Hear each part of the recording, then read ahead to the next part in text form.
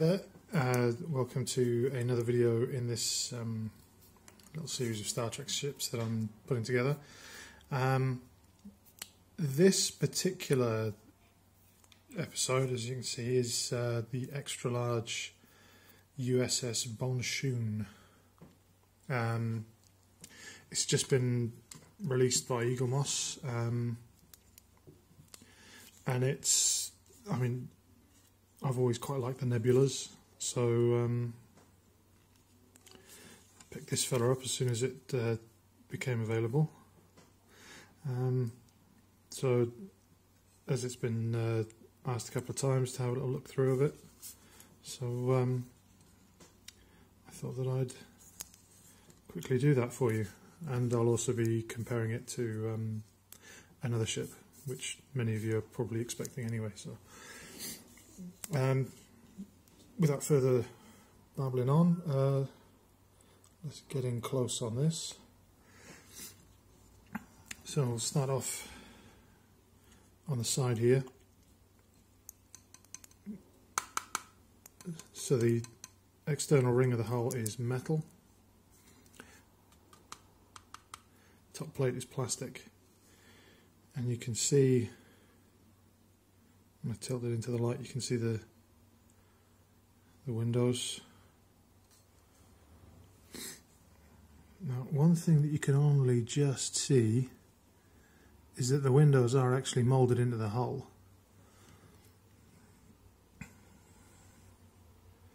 And as you can see when I tilt it against the light, the blue is horribly misaligned. I mean, the black is slipping all the way around, but the blue is the one that's horribly misaligned. You can see all the escape hatch covers.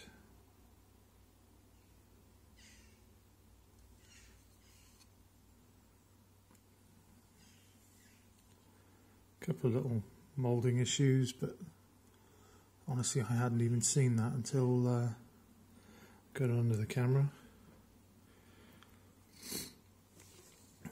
So, navigation light moulded in.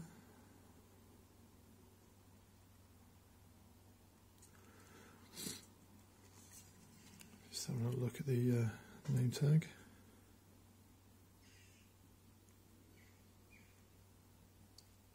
It's quite nice.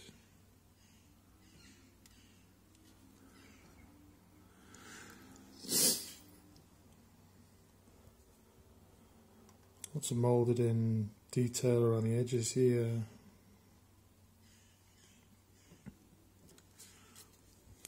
A little yellow picked out bit there on the edge.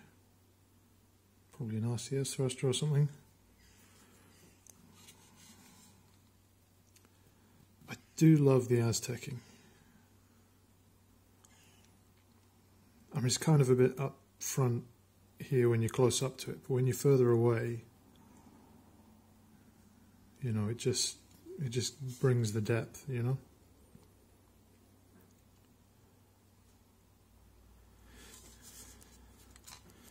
Now onto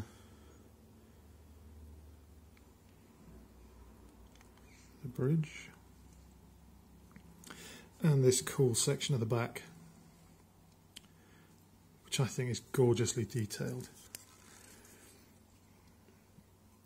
Tiny, tiny little decals all over it.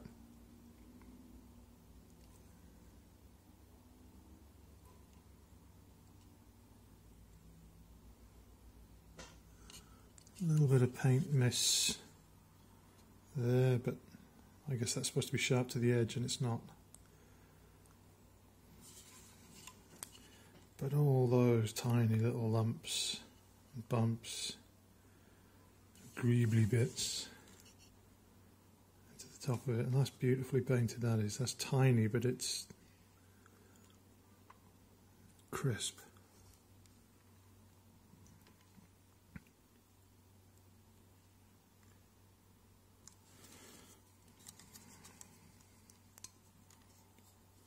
Kind of overweight Star Destroyer kind of look to it with the trench down the side.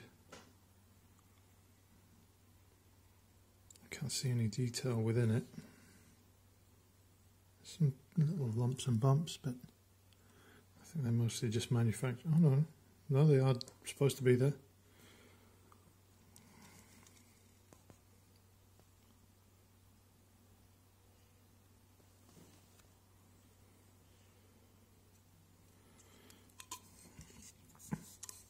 Oops.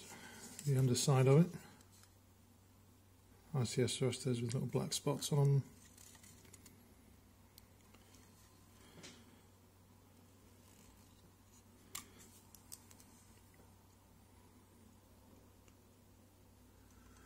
Those two black squares do have a slight red tinge to them as well.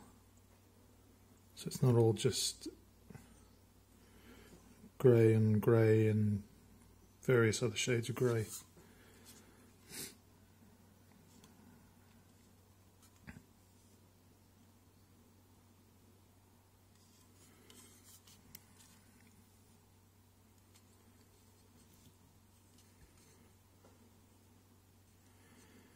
Again, that slight Star Destroyer rip-off kind of at the back.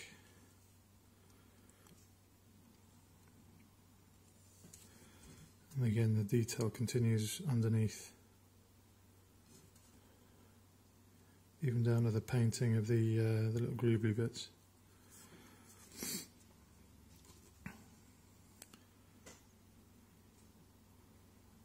More tiny little decals on the back there.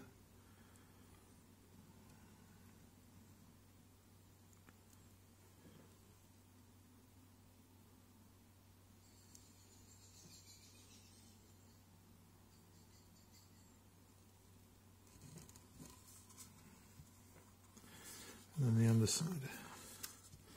So let's go stern to bow on this one.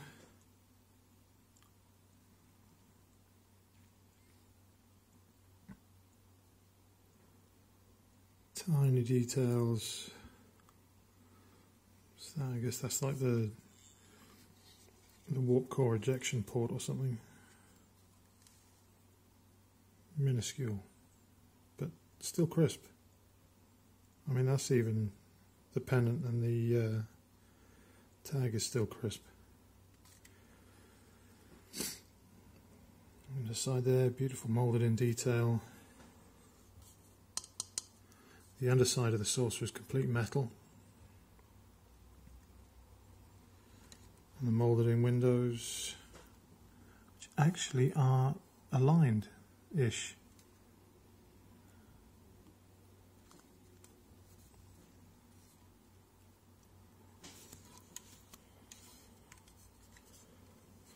And as you can see by that beautiful little cast shadow in the light, polycarb inserts for the nacelles, bizarre collectors, and that nice light blue. I mean, yes, you can see the attachment stanchions through the inside, but it's quite minor. Pennant, crisp, straight. The navigation lights on the back here aren't painted, but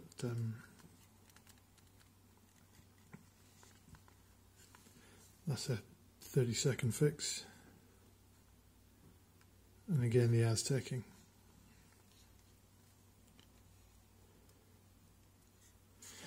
Let's just have a quick look at,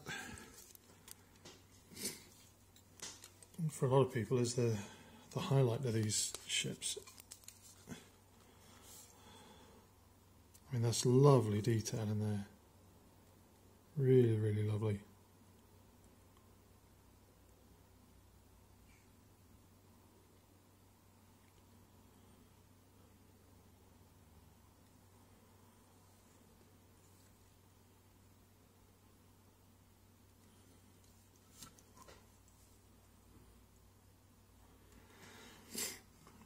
I do love those deflector dishes on the Nebulas and the Galaxy. Really, really good. And this one, though, it doesn't have a polycard piece. It's beautifully painted. Lots of layered paints and stage paint work, which is, when you're thinking mass production, that's proper ball ache, so that's beautiful.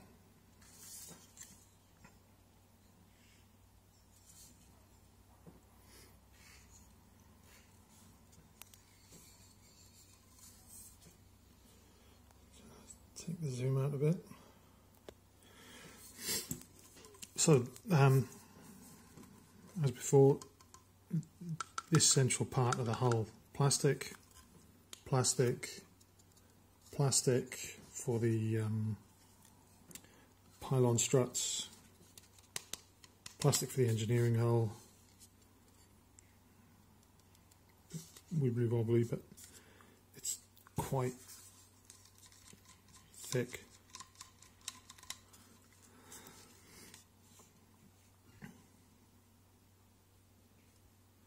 Good attachments, as you can see. It's solid, and this dish over the top is very, very inflexible. It's very solid. It feels tough. There's a little bit of spring to it, but it's barely there.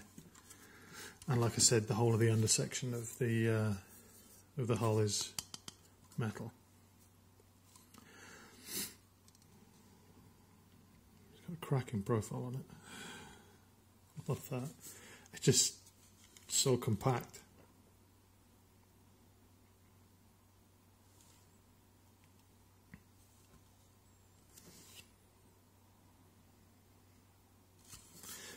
And as with all the others, it's heavy as. It's proper weighty. It's got a huge amount of weight. It's all centralised over the centre of the hull anyway, so you know it's not going to go far.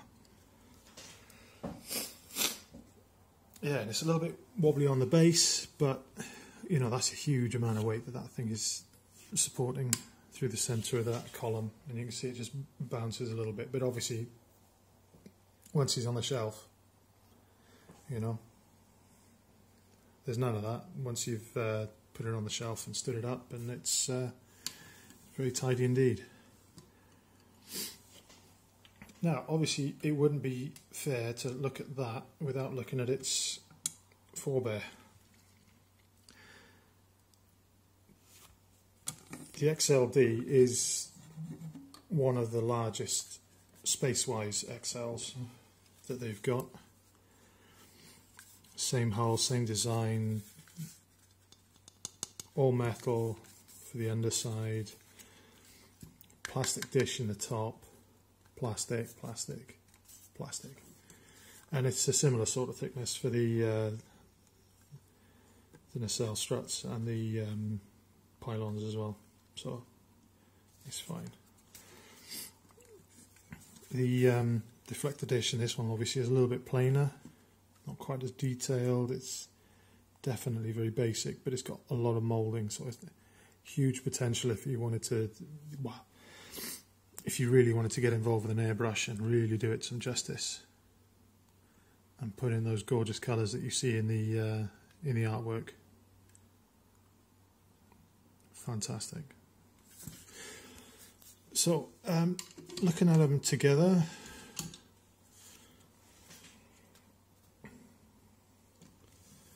I mean, they are monstrous.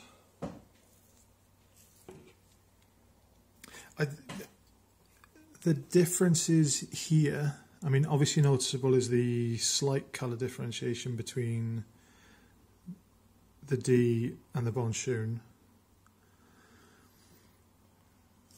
This detail here is moulded on the D and it's just painted on this one. So these little yellow panels are actually raised detail, and on here they're just painted.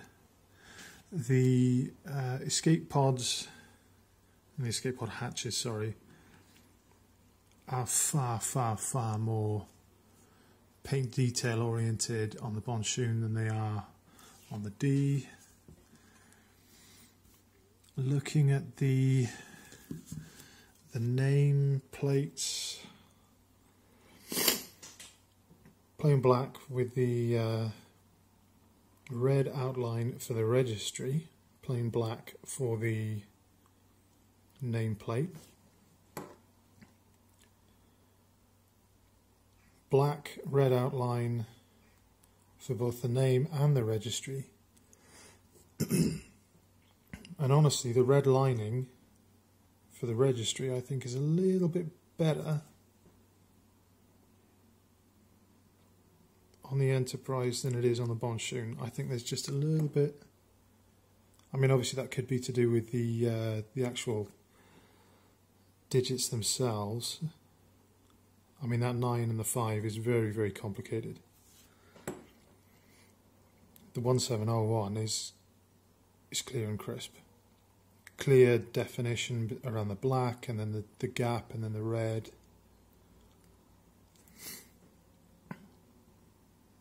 A little bit smudgy, but a little bit offline, but you know, it's all there. Bridge module, see that?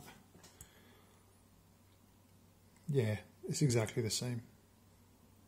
Just picked out in a couple of places with a little bit more paint. No moulded in windows on the D, and they're slightly moulded in on the top of the Bonchune. As you can see there as I turn it in the light, misaligned on the windows. They're just paint apps on the top of the D.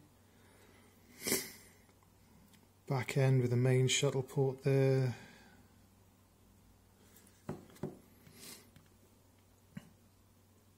It's quite nice. The registry and the nameplate.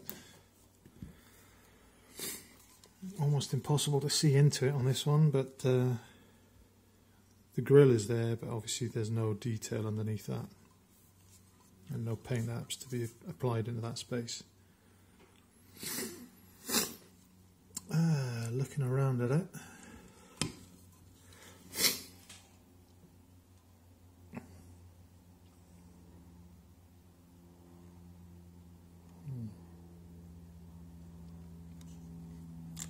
no impulse engines to be seen.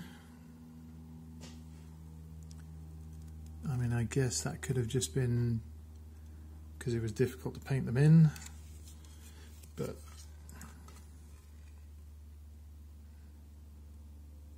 yeah, I think two nice little red lines in the bottom there. We'll set that back end off very nicely.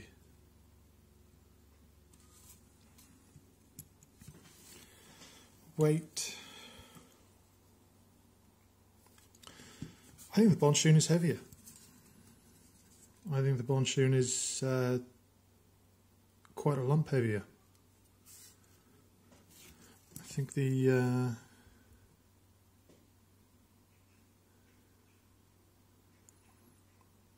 obviously because there's a slight moulding difference between the Bonchune and the Enterprise dish. I mean, you can see here there's some big old chunks cut out, obviously because of the attachment point for the neck and the engineering hull.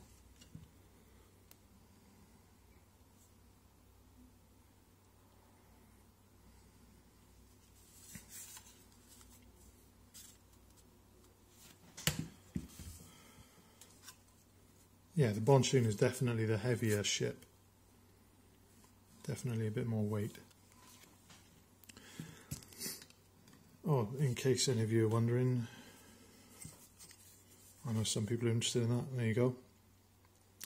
4785.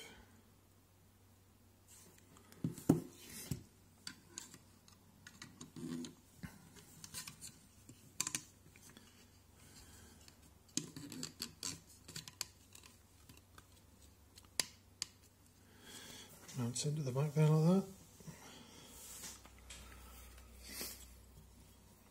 And in case any of you are wondering about my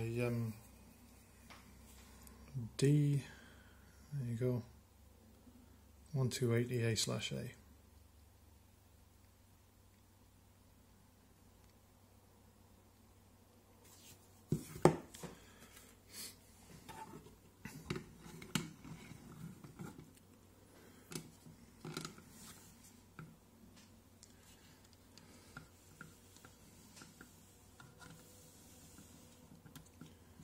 Don't quite know how I'm going to be planting these on the shelf yet, but I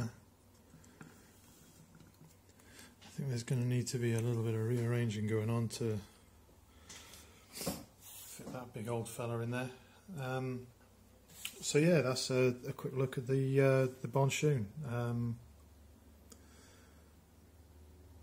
It's a nice looking model, really, really nice looking. It's definitely top 3 in the XLs.